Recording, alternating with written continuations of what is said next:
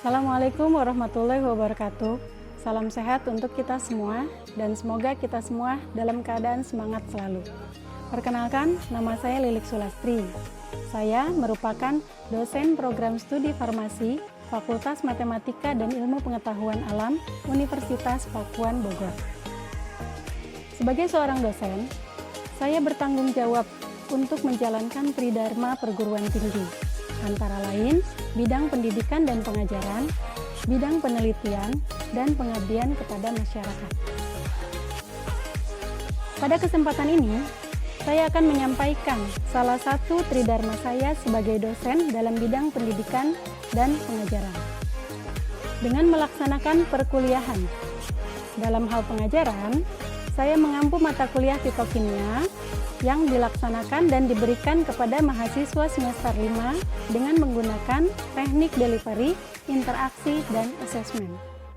Mata kuliah fitokimia merupakan mata kuliah wajib bagi program studi farmasi dengan kode 6KK 4638, mencakup 2 SKS teori dan pelaksanaan 1 SKS praktikum. Total pertemuan mata kuliah fitokimia sebanyak 16 kali pertemuan, termasuk di dalamnya ada pelaksanaan ujian tengah semester dan ujian akhir semester.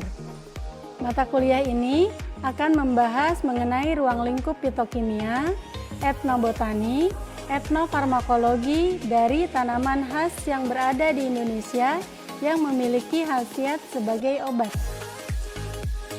Di dalamnya juga membahas mengenai senyawa metabolit primer, metabolit sekunder, biosintesis, struktur, serta beberapa senyawa yang termasuk ke dalam golongan fenol, flavonoid, alkaloid, terpenoid, steroid, saponin, dan tanin. Selain itu, dalam mata kuliah ini juga membahas mengenai bagaimana cara melakukan ekstraksi, cara melakukan partisi, serta isolasi senyawa bioaktif yang berasal dari bahan alam, serta melakukan uji aktivitas biologinya dari ekstrak maupun hasil isolasi. Untuk capaian pembelajaran mata kuliah fitokimia, mahasiswa diharapkan mampu dalam beberapa hal, antara lain yang pertama adalah menunjukkan sikap bertanggung jawab terhadap pekerjaan sesuai bidangnya secara mandiri. Yang kedua, mampu menunjukkan kinerja yang bermutu dan terukur. Yang ketiga, mampu mengimplementasikan dan mengembangkan ilmu pengetahuan dan teknologi berdasarkan etika dan kaidah ilmiah, serta menerapkan nilai humaniora sesuai dengan keahliannya sehingga menghasilkan gagasan, ide, desain, serta solusi. Yang keempat, mampu memanfaatkan bahan alam sebagai alternatif terapi yang aman, yang berdasarkan pada prinsip ilmiah dan teknologi kefarmasian dalam pengembangan sediaan farmasi yang aman, efektif, bermutu, dan stabil. Untuk mencapai tujuan tersebut, materi disampaikan dengan metode delivery atau pemaparan presentasi dengan mengacu pada beberapa buku dan literatur, antara lain yang pertama, ada buku fitokimia pada tahun 2024 yang ditulis dengan penulisnya saya sendiri, yaitu Lilik Sulastri dan tim. Kemudian yang kedua, ada buku metabolit primer dan metabolit sekunder. Yang ketiga, ada e-book mengenai medicinal natural product, penulisnya yaitu Dewik dan tim. Kemudian yang keempat, kami juga memberikan beberapa artikel penelitian dan review yang membahas mengenai metabolit sekunder dengan cara ekstraksi, isolasi, dan uji aktivitas dari bahan alam. Dalam hal teknik perkuliahan delivery, untuk pertemuan tertentu, saya akan memberikan materi kuliah dengan beberapa presentasi. Namun, saya juga memberikan beberapa artikel agar mahasiswa mampu membedah artikel tersebut dan menjelaskan secara rinci serta menghubungkan dengan materi perkuliahan pada pertemuan tersebut. Untuk teknik interaksi, saya memberikan waktu untuk diskusi kepada mahasiswa dengan topik yang relevan, dengan materi serta menarik perhatian mahasiswa lain untuk bertanya dan memberikan solusi. Dalam hal penilaian, keaktifan mahasiswa akan dilihat dalam beberapa aspek seperti cara mempresentasikan, kreativitas dalam membuat PPT, mengeksplor materi dari banyak sumber, serta memberikan pertanyaan ataupun jawaban dalam beberapa kasus hingga diperoleh solusi. Hal tersebut untuk mencapai suasana kelas yang komunikatif dan dinamis.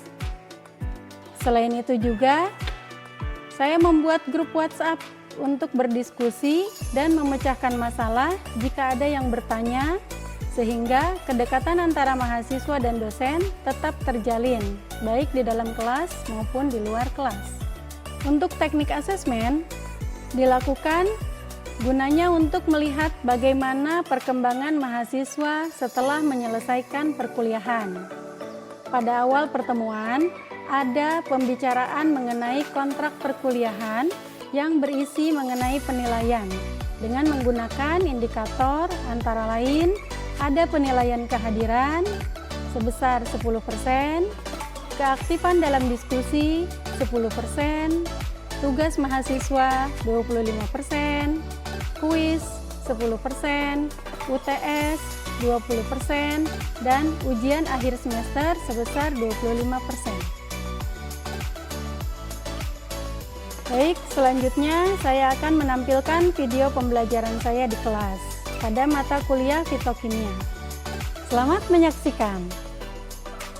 Oke, Assalamualaikum warahmatullahi wabarakatuh.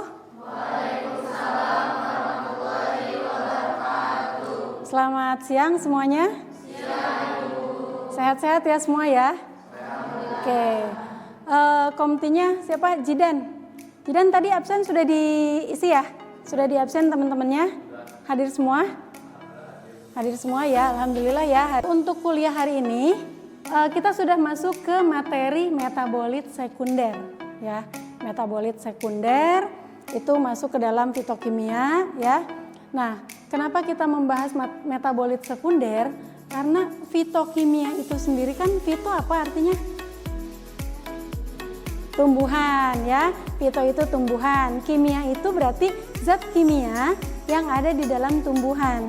Nah, kenapa dipelajari di bidang farmasi? Karena ternyata zat kimia yang ada dalam tumbuhan itu memiliki efek ya, memiliki efek terapeutik banyak ya, banyak banget. Antara lain yaitu ternyata zat kimia yang ada dalam tumbuhan itu memiliki aktivitas antioksidan, anti diabetes, anti kolesterol, anti kanker, dan lain sebagainya ya. Maka dari itu di bidang farmasi perlu dieksplor ya, tanaman apa sih, terus memiliki khasiat apa, terus ada di bagian apa, apakah di bagian daun, di bagian batang, buah, atau biji ya. Terus kalau misalnya sudah diketahui ada di bagian daun, cara ekstraksinya bagaimana, kenapa harus diekstraksi gitu kan. Berarti ekstraksi itu mengambil senyawa ya. kita tidak perlu repot-repot mengkonsumsi daunnya gitu kan, karena dalam daun itu berarti kita harus mengkonsumsi dalam satu hari itu jumlahnya banyak.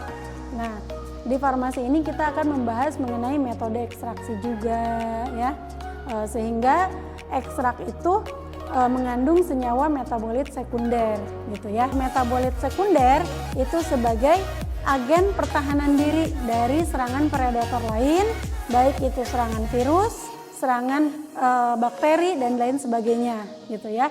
Tapi tidak hanya sebagai pertahanan diri ya Put ya, bisa juga sebagai daya tarik gitu ya. Jadi kita membutuhkan metabolit sekunder untuk daya tarik bisa, supaya bisa berkembang biak gitu kan. Seperti misalnya tanaman, dia terlihat ada bunganya warna kuning, itu kan menarik ya. Nah, terus dia mengeluarkan aroma harum, itu kan menarik serangga untuk datang, terus melakukan penyerbukan, terus akhirnya dia bereproduksi, tumbuh gitu kan, biji, kemudian tumbuh tunas dan lain sebagainya gitu ya. Jadi tidak hanya untuk pertahanan diri, tapi untuk daya tarik juga gitu ya. Indonesia memiliki sekitar 35.000 jenis tumbuhan tingkat tinggi dan 3.500-nya itu sudah dilaporkan sebagai tumbuhan obat ya. Antara lain di sini ada itu namanya Materia Medica. Materia Medica ini letaknya ada di Malang. Nah, di sana itu tempat pusat pengembangan tanaman obat herbal ya, untuk dikembangkan menjadi obat tradisional. Nah, kemudian selain itu, selain di sana ada perkebunan, di sana juga ada laboratoriumnya, gitu ya. Nah, di laboratorium itu mengambil tanaman yang dari perkebunan, kemudian dianalisis kandungannya, kadarnya, dan lain sebagainya, ya. Terus kemudian sehingga menghasilkan menghasilkan calon-calon obat herbal yang memiliki aktivitas. Tapi untuk diketahui aktivitasnya perlu dilakukan uji laboratorium gitu ya. Nah, di sini di fitokimia ini berarti kita akan membahas tanaman apa saja yang memiliki khasiat obat, bagiannya apa saja, apakah itu hanya daunnya atau keseluruhan. Senyawa fitokimia merupakan senyawa unsur dan bagian dari tumbuhan yang bersifat bukan nutrisi, tapi memberikan manfaat bagi kesehatan tubuh manusia. Sebagian bersifat sebagai antioksidan, sebagian anti diabetes, anti kolesterol, anti tumor, anti kanker, dan lain sebagainya. Ya. Para ahli menyebutkan fitokimia ini sebagai unsur nutrisi ke-8 karena yang 7-nya itu adalah karbohidrat, lemak, protein, vitamin, mineral, serat, dan air. Unsur ke-8 ini memiliki aktivitas ya, bisa dimanfaatkan sebagai obat untuk mencegah dan mengobati penyakit. Nah, sekarang kita masuk ke pengertian metabolit primer dan sekunder. Oke, tadi di awal sudah disebutkan bahwa metabolit primer adalah senyawa yang secara langsung memiliki fungsi atau terlibat dalam proses metabolisme utama, jalur katabolisme dan anabolisme pada tumbuhan. Terus, dia merupakan penyusun utama dari makhluk hidup. Artinya di sini penyusun utama itu di dalam makhluk hidup itu sendiri itu mengandung asam amino kan? Ya, makhluk hidup itu kan ada tanaman, ada manusia. Dalam tanaman atau manusia itu mengandung ada asam amino, ada asam lemak, ada nukleotida, ada karbohidrat, ya, protein dan lain sebagainya. Sedangkan metabolit sekunder itu tidak memiliki fungsi secara langsung untuk pertumbuhan dan perkembangan. Nah, contohnya apa? Metabolit sekunder yang ada dalam tumbuhan itu antara lain ada alkaloid, terpenoid, flavonoid, tanin, saponin, steroid dan lain sebagainya. Gitu. Itu akan dibahas di bab tersendiri ya. Nanti pertemuan ketiga, 5 dan seterusnya itu membahas ada flavonoid, steroid dan lain sebagainya. Oke, jadi sudah paham ya mengenai definisi dari metabolit primer dan sekunder itu sendiri ya. Terus metabolismenya bagaimana? Metabolisme di sini berarti keseluruhan proses sintesis. Artinya sintesis ini penyusunannya dan perombakannya. Zat utama penyusun tubuh seperti misalnya polisakarida, protein, asam lemak dan lain-lain. Ini merupakan proses metabolisme. Jadi proses metabolisme itu ada dalam tubuh, bisa terjadi dalam tubuh, artinya penyusunan dan perombakan, gitu ya. Terus kemudian metabolit sekunder berarti proses kimia jenis lain yang hanya terjadi pada spesies tertentu sehingga memberikan produk yang berlainan sesuai dengan spesiesnya. Ya, jadi berbeda antara proses metabolisme primer dengan sekunder karena memang itu ada jalur masing-masing. Nah, yang menghubungkan antara kedua jalur tersebut itu adalah intermediate. Ya. Nah ini ya, ini ada hubungan metabolisme primer dan sekunder. Oke, ini ada yang sebelah kiri metabolisme primer, sebelah kanan metabolit sekunder. Ini yang di bawahnya ini merupakan contoh-contohnya ya.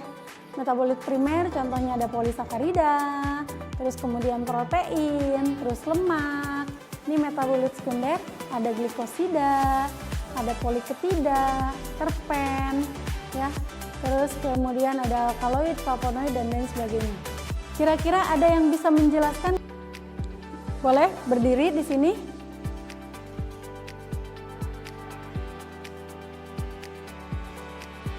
Ya. Ke teman-temannya.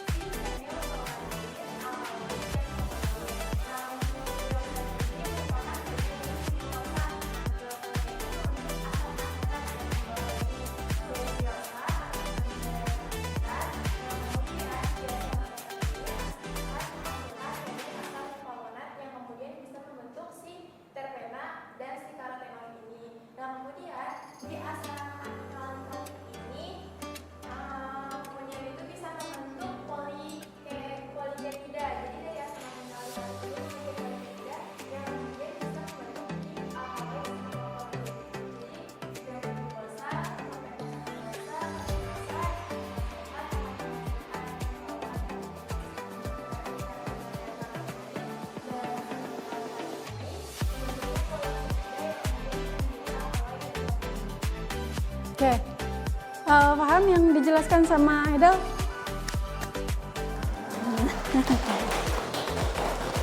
Ya, terima kasih Edel ya.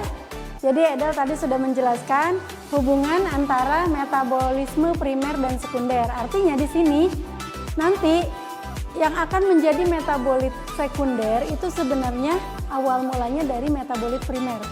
Ada beberapa jalur. Jalurnya itu ada jalur asam asetat ya, ini ada jalur asam mevalonat ya. Kalau jalur asam mevalonat itu menghasilkan terpen sama karotenoid ya. Kalau jalur asam asetat itu menghasilkan poliketida. Nanti poliketida itu melalui reaksi lagi akan menghasilkan fenilpropanoid, alkaloid, flavonoid gitu ya. Nah, di sini ada alkaloid. Alkaloid itu mengandung unsur N. Unsur N itu asalnya dari asam amino ya. Asam amino itu asal dari protein gitu ya. Jadi ini adalah hubungan antara metabolisme primer dengan metabolit sekunder gitu ya. Terus kalau metabolit sekunder itu banyak fungsinya ya. Salah satunya ini ada melindungi dari stres lingkungan ya. Terus kalau gambar kedua ini adalah agen alelopati. Artinya si tanaman ini dia memiliki senyawa metabolit sekunder yang bisa melarang tanaman lain itu tumbuh. Gitu. Biasanya tanaman yang memiliki agen alelopati ini memiliki ciri dia ada aroma harum ya atau bau yang menyengat sehingga membuat tanaman lain itu enggan untuk tumbuh di sini, gitu ya. Terus kemudian kalau ini ada gambar daun dimakan ulat, ya. Kalau misalnya ada daun, ada ulat, tapi daun tersebut tidak bolong, ya, berarti dia memiliki dia mampu mengatasi hama dan penyakit. Maka mungkin dia bisa dijadikan atau memiliki potensi dijadikan antibiotik atau obat, gitu kan. Terus ada lagi ini, menarik polinator saat penyerbukan. Ini warnanya merah, pink. Itu kan menarik ya, menarik perhatian sehingga kupu-kupu datang ya, melakukan penyerbukan gitu.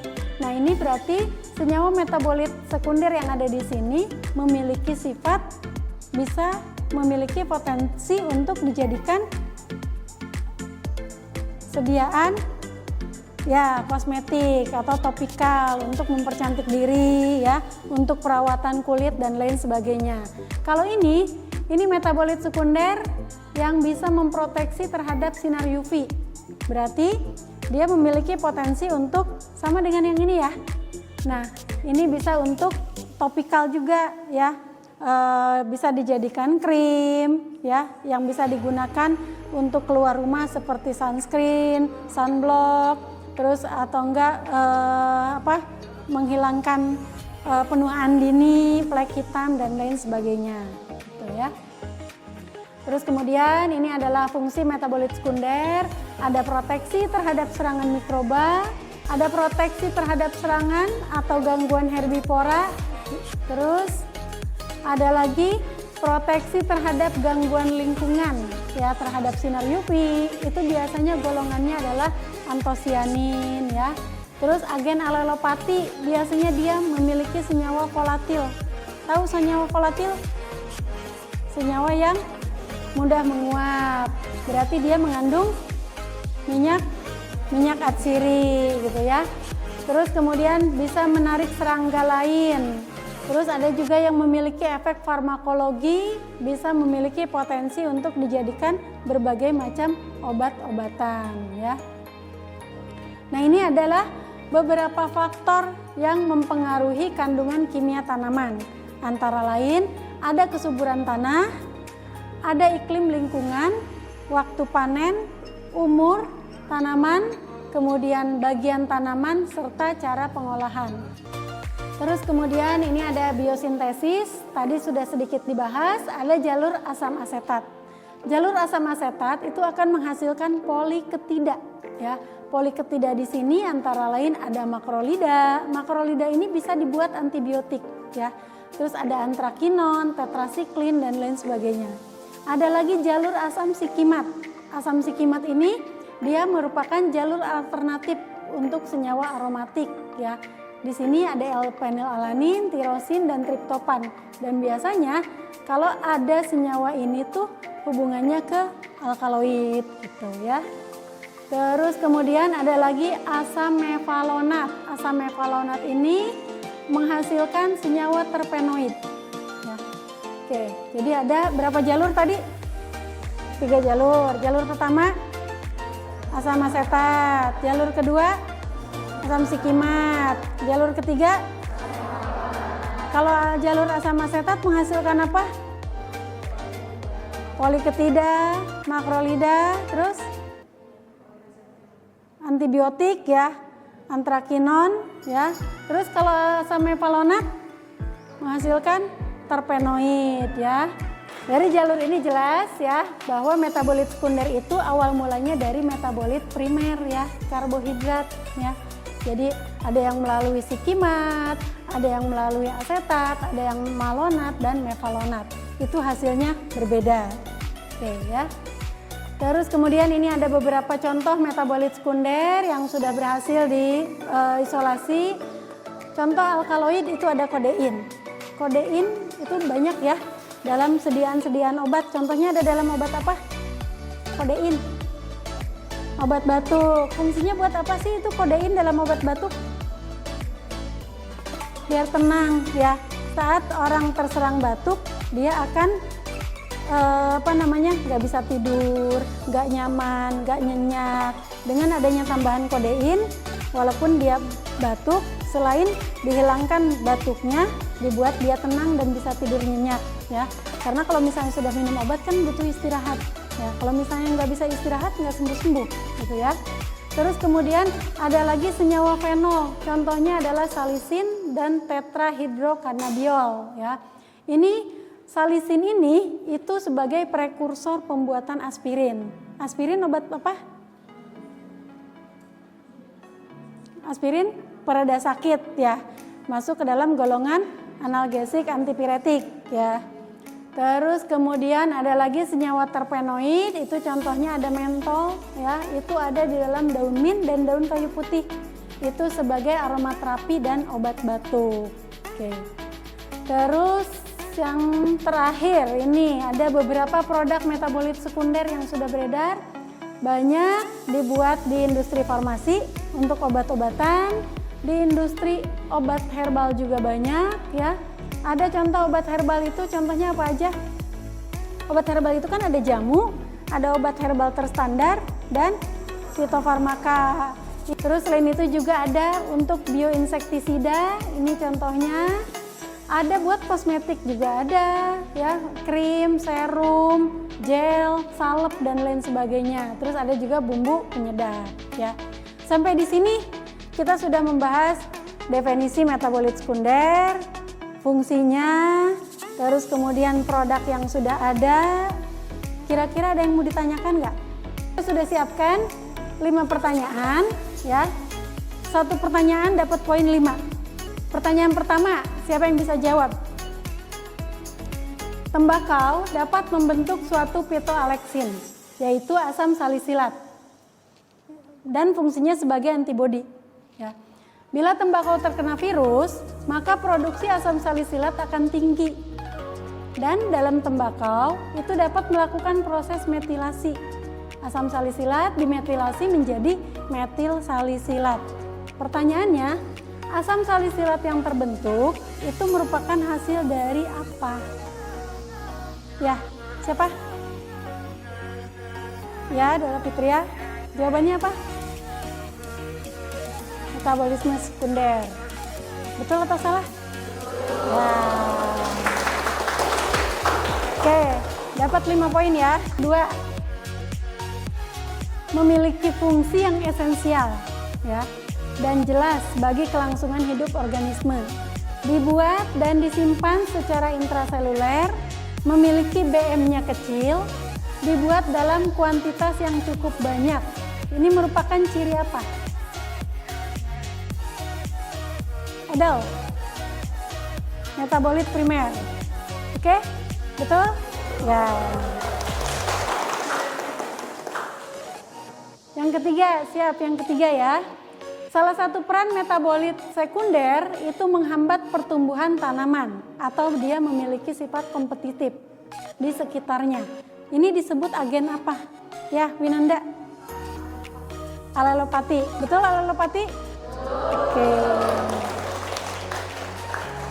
Kemudian yang keempat, keragaman struktur metabolit sekunder atas dasar jalur biosintesis. Salah satunya biosintesis kelompok terpen. Terpen itu ada monoterpen, sesquiterpen, diterpen, dan lain sebagainya. Tidak hanya terpenoid, tapi juga steroid. Ya. Senyawa tersebut itu masuk ke dalam jalur apa? Ya, Jidan. Jalur asam mevalonat, betul? Oke. Karena 5 pertanyaan sudah selesai, ya. Berarti sudah dianggap paham ya mengenai senyawa metabolit sekunder ya. Untuk pertemuan hari ini saya rasa cukup sekian ya. Baik, setelah selesai pemaparan mengenai metabolit sekunder, kita tutup ya perkuliahan hari ini. Saya ucapkan terima kasih atas waktu dan perhatiannya. Kita tutup dengan membaca Alhamdulillahirrabbilalamin. Assalamualaikum warahmatullahi wabarakatuh.